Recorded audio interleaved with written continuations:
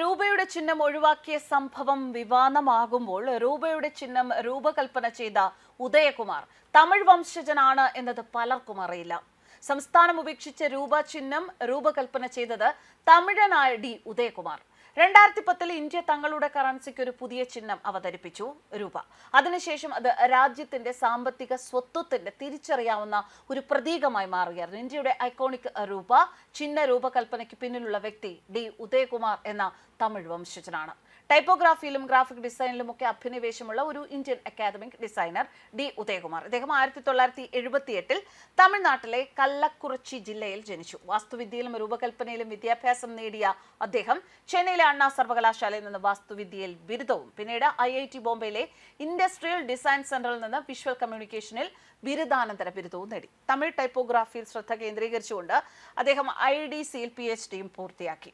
2009 Indian രൂപയ്ക്ക് ഒരു സവിശേഷ ചിഹ്നം സൃഷ്ടിക്കുന്നതിനായി ഇന്ത്യൻ സർക്കാർ ഒരു മത്സരം പ്രഖ്യാപിച്ചിരുന്നു. ഇന്ത്യൻ സംസ്കാരത്തെയും ധാർമ്മികതയും പ്രതിഫലിപ്പിക്കുന്ന വിധത്തിൽ രൂപകൽപ്പന ചെയ്യേണ്ടതുണ്ടായിരുന്നു. അതേസമയം ഇന്ത്യയിലും ലോകമെമ്പാടും എളുപ്പത്തിൽ തിരിച്ചറിയാവുന്നതും ഉപയോഗിക്കാൻ കഴിയുന്നതുമായിരുന്നു ഇത്. ആയിരക്കണക്കിന് ആളുകളിൽ നിന്നാണ് ഉദയകുമാറിന്റെ ഡിസൈൻ തിരഞ്ഞെടുക്കപ്പെട്ടത്. ദേവനാഗരി അക്ഷരമായ റായും റോമൻ വലിയ അക്ഷരമായ ആറും ലംബമായ വരയില്ലാതെ സംയോജിപ്പിച്ചാണ് കുമാറിന്റെ രൂപകൽപ്പനാ തത്വശാസ്ത്രം ചെയ്തിരിക്കുന്നത്. മുകളിൽ 2 തിരശ്ചീന രേഖകൾ ഉൾക്കൊള്ളുന്ന ഈ ചിഹ്നം ത്രിവർണ്ണ ഇന്ത്യൻ പതാകയെ പ്രതിനിധീകരിക്കുകയും സാമ്പത്തിക അസമത്വം കുറയ്ക്കാനുള്ള രാജ്യത്തിന്റെ അഭിലാഷത്തെ പ്രതീകപ്പെടുത്തുകയും ചെയ്യുന്ന സമാനമായ ഒരു ചിഹ്നമാണ്. ഇന്ത്യയുടെ സാംസ്കാരിക പൈതൃകത്തിന്റെയും ആധുനിക അഭിലാഷങ്ങളുടെയും സത്ത ഉൾക്കൊള്ളുന്ന ഈ രൂപകൽപ്പന സൗന്ദര്യാത്മകം എന്ന് മാത്രമല്ല അർത്ഥവത്തായതുമാണ്. കുമാറിന്റെ സൃഷ്ടി അതിന്റെ ലാളിത്യം, ഗാംഭീര്യം, പ്രസക്തി എന്നിവയിൽ വ്യാപകമായി പ്രശംസ ഏറ്റുവാങ്ങിയ ഒന്നാണ്. രൂപ ചിഹ്നം രൂപകൽപ്പന ചെയ്യുന്നതിൽ വിജയിച്ചതിനെ തുടർന്ന് ഉദയകുമാർ ഡിസൈൻ വിദ്യാഭ്യാസ മേഖലകളിൽ സംഭാവനകൾ നൽകുന്നത് തുടർന്നു. നിലവിൽ ഗുവാഹത്തി IITയിൽ അസോസിയേറ്റ് പ്രൊഫസറും ഡിസൈൻ വകുപ്പിന്റെ തലവനുമാണ് അദ്ദേഹം. IIT Hyderabad, national testing agency എന്നിവ ഉൾപ്പെടെ വിവിധ സ്ഥാപനങ്ങൾക്കും സംഘടനകൾക്കും വേണ്ടി ലോഗോകൾ രൂപകൽപ്പന ചെയ്തിട്ടുള്ളതിനാൽ അദ്ദേഹത്തിന്റെ പ്രവർത്തനങ്ങൾ രൂപ ചിഹ്നത്തിന് അപ്പുറത്തേക്കും വ്യാപിക്കുന്ന ഒന്നാണ്. ഡിസൈനിലും വിദ്യാഭ്യാസത്തിലുമുള്ള കുമാറിന്റെ ഒരു ഡെഡിക്കേഷൻ അദ്ദേഹത്തെ അക്കാദമിക് ഡിസൈൻ സമൂഹങ്ങളിൽ ആദരണീയനായ വ്യക്തിയാക്കി മാറ്റിയ ഘടകങ്ങളാണ്. വാസ്തുവിദ്യയിലെ ഒരു വിദ്യാർത്ഥി, അതിൽ നിന്ന് ഇന്ത്യയുടെ രൂപ ചിഹ്നത്തിലേക്കുള്ള സൃഷ്ടാവിലേക്കുള്ള അദ്ദേഹത്തിന്റെ യാത്ര സർഗാത്മകതയുടെയും സ്ഥിരോത്സാഹത്തിന്റെയും അഭിനിവേശത്തിന്റെയും പ്രചോദനാത്മകമായ കഥയാണ്. അന്താരാഷ്ട്ര വേദിയിൽ ഇന്ത്യയുടെ ദൃശ്യസ്വത്വത്തിൽ ഉദയകുമാറിന്റെ രൂപകൽപ്പന ശ്രദ്ധേയമായ ഒരു മുദ്ര പതിപ്പിച്ചു. ഡിസൈൻ ടൈപ്പോഗ്രാഫി മേഖലയിൽ അദ്ദേഹത്തിന്റെ പ്രവർത്തനങ്ങൾ രാജ്യത്തിന്റെ മൂല്യങ്ങളെയും അഭിലാഷങ്ങളെയും രൂപകൽപ്പന ചെയ്യുകയും പ്രതിനിധീകരിക്കുകയും ചെയ്തു.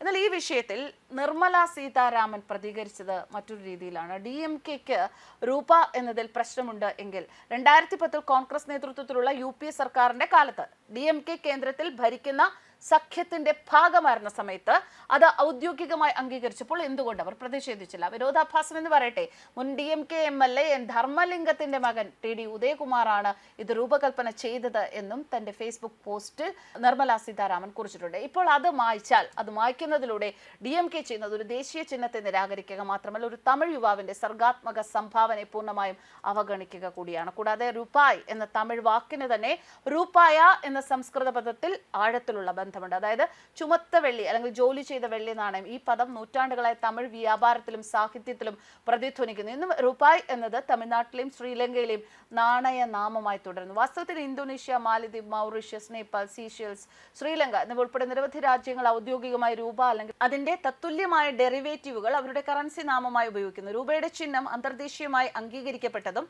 ആഗോള സാമ്പത്തിക ഇടപാടുകളിൽ ഇന്ത്യയുടെ ദൃശ്യമായ ഐഡന്റിറ്റിയായി വർത്തിക്കുന്നതുമാണ്.